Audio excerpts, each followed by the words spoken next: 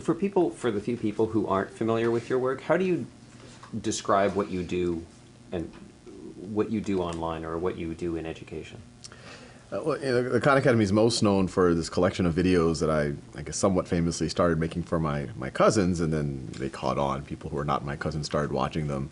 But by the time it kind of got serious traction, and I had quit my former job in finance to do this full time, set it up as a not-for-profit, our support has really kind of allowed us to focus on not only the videos, not only translating the videos, but trying to build an entire interactive platform so students can get instruction, do practice. If they have a teacher or a parent who can be their coach, they can those folks will get information on where the students are at, what are their strengths, what are their weaknesses.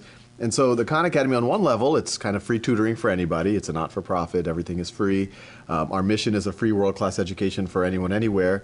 But on a deeper level, we've kind of fallen into this situation, and it kind of speaks to where we are in history, maybe, where it seems like we're a catalyst for helping people think about what a classroom could be now. And I've never been a big believer that it should be virtual only, but it feels like now the virtual can handle certain parts of the equation. It frees up the classroom to do maybe more interesting things.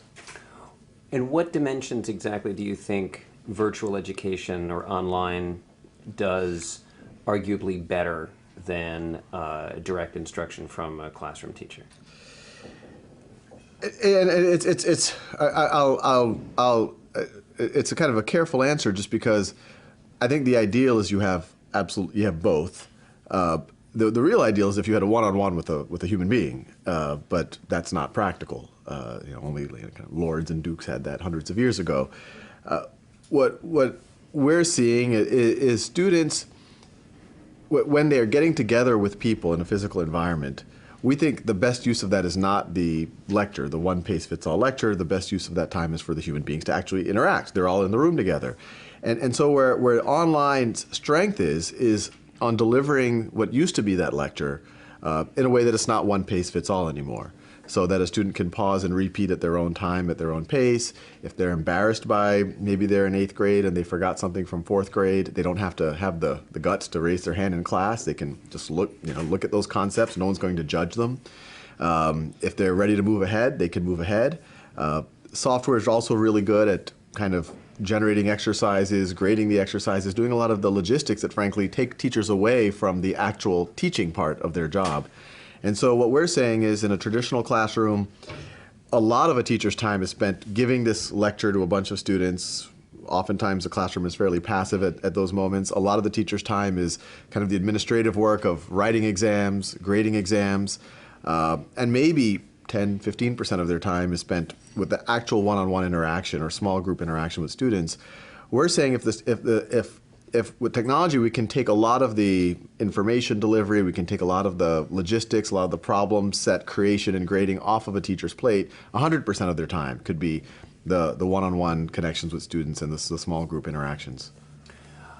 I wonder, is part of the issue that it's the sort of the one-to-many kind of dissemination of information, which tends to be the prevailing model of instruction, that is somewhat imperfect anyway. It's sort of like whether you're doing it in the lecture hall in front of 500 people or if you've got 500 students online. Yeah, and the irony here, and you're talking to someone who has sat down and made 3,000 videos, or it's 3,200 now. But the most important part of an education is not the lecture / the videos. The most important part of the education is doing problem solving and interacting with people and asking questions and answering other people's questions. And in traditional classrooms, that tends to get squeezed out. You get a little bit of it, but it gets squeezed out by the passive lecture. So I agree with you. I think a lecture is an imperfect thing. I think it gets a little bit better when you make it on demand, when you allow it to cater to a student's pace. And then technology can also understand what's working, what's not working. You can start to collect data on what's effective, what's not. Traditional lecture gets very little of that data. Textbooks get very little of that data. Now with online, you can have it.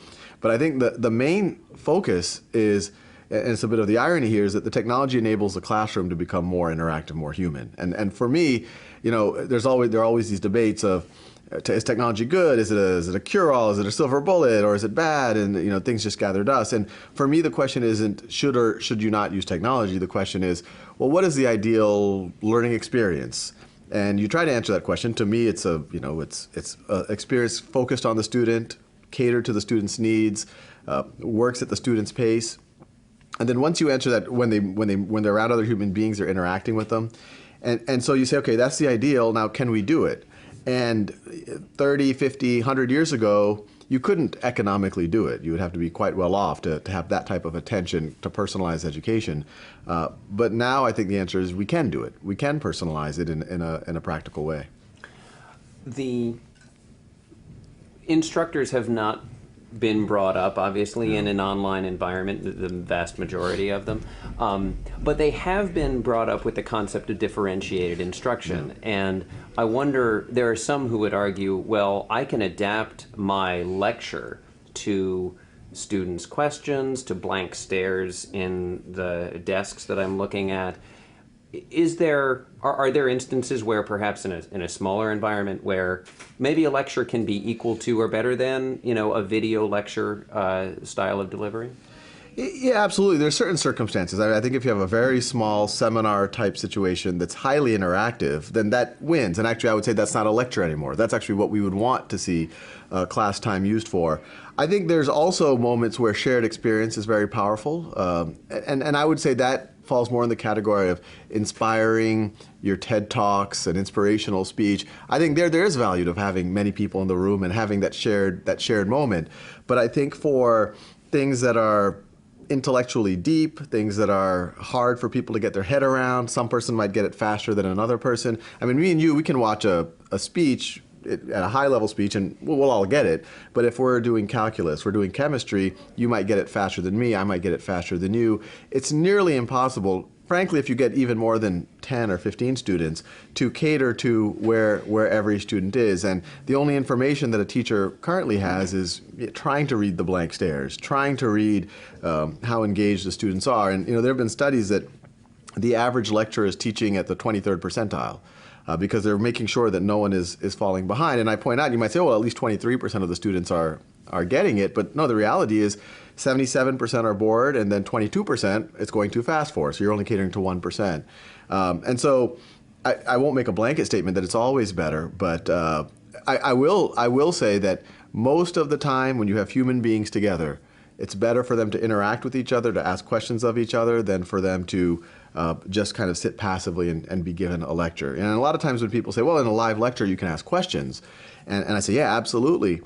Today in a traditional lecture hall, that's maybe 5% of class time, and that's usually only the bravest people in the class, and sometimes even the question might not be appropriate for everyone. We'd like to see a reality where it's 100% of the class time. And it's not just asking the teacher questions, not just asking the TA's questions, but it's also asking your peers questions, where the students themselves get that deeper experience of explaining things to their colleagues. You see there still being 50-50 split, maybe that's not the right percentage, but at least a part that's online, a part that's in class.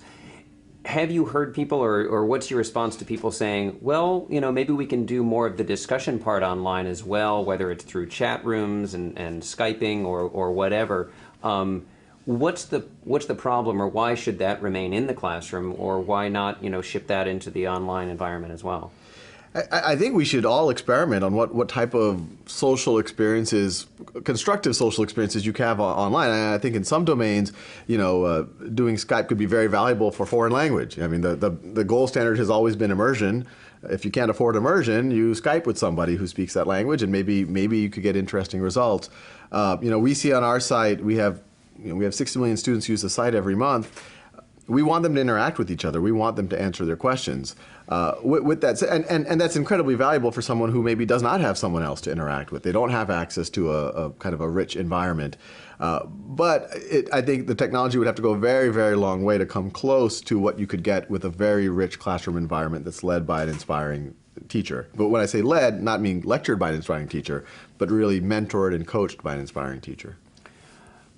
Given that these are a different set of skills from what teachers have been really brought up in, do you have a vision for how to kind of get to the sort of 21st century flipped classroom instructor that we would need to do this? Yeah, and it's an open question. I don't know 100%. I mean, it's actually exciting to be here at a school that is so focused on education.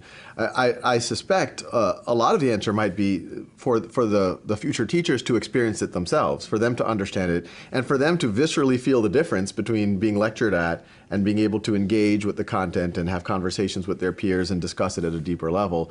But I think we're at the very early stages. I mean, in my opinion, it seems like a lot of the adoption's happening faster than I would have guessed. We're being used in 20,000 classrooms right now, and this is really just over the last couple of years, and we have 2 people who engage directly with classrooms. We're a very small organization. So it seems like there's a hunger out there. A lot of the teachers we talk to, this is kind of the direction they've always wanted to be in. They got into the profession because they wanted to connect with students. They wanted to be that teacher that takes that student from, a certain attitude to where they're taking ownership of their life. And they found it difficult when they have 30 faces that they have to kind of lecture at. Right. And one thing that I've heard as sort of a concern from teachers is that there might be a, maybe I'll put it this way.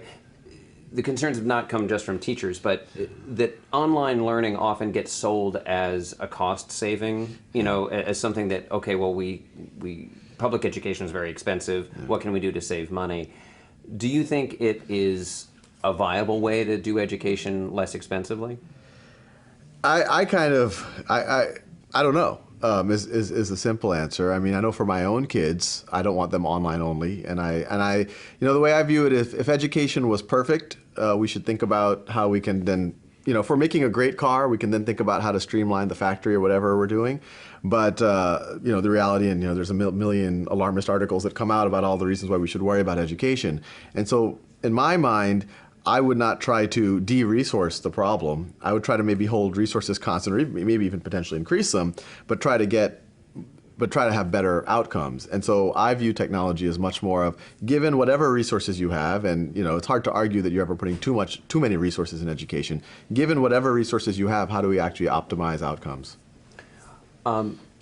You've had a good time doing the videos that I don't think you'd do as 3,000 of them if you didn't like doing them. Yes, no, I like doing them a lot, yes.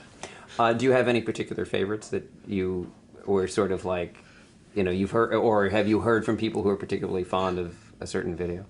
Oh, there's a bunch. I mean, well, I think one of people ask me, like, what's the trick? How do you, yeah. And I say, well, the video that I'm doing, I try to convince myself that's my favorite video, so that you literally have, like, you hear the energy, you hear the excitement, and you can't understate how important those cues are for the student. If the lecturer themselves does not care about it, the student immediately, we're very sensitive to that. If you're saying the next step in this equation, I mean, who's going to care about that? And so I think it's very important for the lecturer themselves to feel excited that they get to do this. But there's all sorts of topics. I'm a real big fan of the cosmology videos. It was a reason for me to learn a lot of cosmology and really understand it, and it's something that always fascinated me. But I get into the finance videos. My whole life, I was an analyst at an investment firm, and obviously there's a certain part of me that gets very passionate about that. I love doing the history videos. I love doing, I like doing it all. You get some pushback from educators who are like, well, he didn't go to education school. He didn't, do you feel like maybe teaching is not as hard as people make it up to be? No, well, no. I think it's probably harder than people make it out to be. And depending on what you call a teacher, it's you can determine whether I am one or whether I'm a content creator. I don't have to, and depending on how you do it, I don't have 30 live students that I'm trying to cater to. That I'm, some of them might have some problem at home. Some of them have some issue. Some are struggling. That is a nuanced and deep and important role that I am not doing when I just make a nice resource, when I make this nice video. Hopefully it's an engaging video. It gets people excited about the subject matter. And I want to stress this. I recently met Wendy Kopp at dinner, the founder of Teach for America. And she was telling me that the single biggest determinant of the teachers that they have, and they study this very carefully, what are the teachers that are showing outsized gains? And most people think it's going to be content delivery. And there is some correlation. If someone can deliver a good lecture, then their students tend to do well. But the thing that really moves the dial is a teacher's ability to change the students' mindsets. To make the students realize that they really have to take ownership of their learning, that they really have to start thinking about their futures. And when she said that, I was like, well, I need to quote you, and I'm quoting her right now, because that's very consistent with what we're saying. Instead of 5 or 10% of a teacher's time being that coach, that inspiration, and 90% being the content delivery, we want 100% of a teacher's time being that coach, that inspiration, that person in the student's life that can change their mindset, that can change their outlook, that can be that mentor. And that's something I'll never be able to do as a video creator, and you need a live human being for. Do you think there's much of a stretch between standing in front of a group of 25 students and doing an exercise at the board versus doing an exercise in a YouTube video that's going to be seen at home? You know, we're constantly looking for folks to make more and more videos, and obviously there's some incredible teachers out there, many incredible teachers, but we found that there's a certain nervousness once you record yourself and you put it out there for the world to see and comment on. And so, yes, there is a difference. When you, I mean, I actually don't think about it. When I make a video, I kind of just imagine my cousins listening, and I think it just makes it more intimate and warm, hopefully. But we have seen folks who are, I think, amazing teachers in physical form, but when they know they're being recorded, they tend to get a little nervous. And I think teachers are accustomed to making relationships or forming relationships with students that they have right in front of them. And there's this uncertainty around, well, how am I relating to, how are students relating to me when they see me on their computer? And is that, obviously you started with your cousin, so I don't know if you ever sort of went through that period of uncertainty. Yeah, no, I go through that period of uncertainty every time I upload a video. And this is what's exciting these days, is I can upload a video now, and within an hour I'll get 50 comments from kids of all ages, I shouldn't say just kids, all over the world.